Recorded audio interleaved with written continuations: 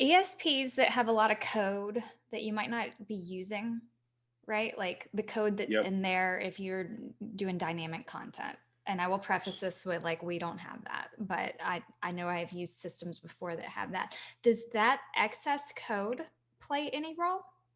Um, we've experienced this as well. So with our own newsletters, I would say yes. If you have a lot of if you have what I would say a bloated template, that Hmm. might be a good way to say that. Because at one time you need it.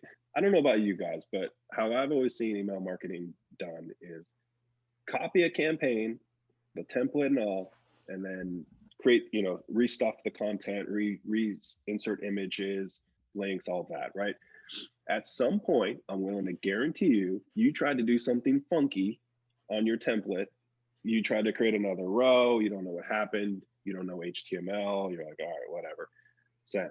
Now you've copied that over and over, and you've had another scenario come up. You're like, oh, I want to put this horizontal image in that I'm not used to seeing, or the vertical image, whatever it might be.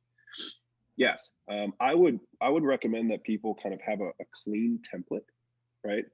And that's what you're actually copying. You're not copying your old campaign over and over and over again, because I do think you bring some of that, Hmm.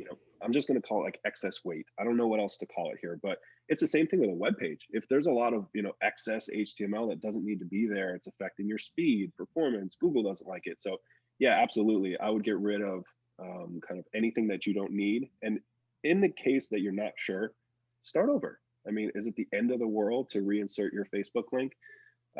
Just start over, get these things back in, and call it your clean template, and that's what you use for every time you're going forward. So yeah, pull it out if you can.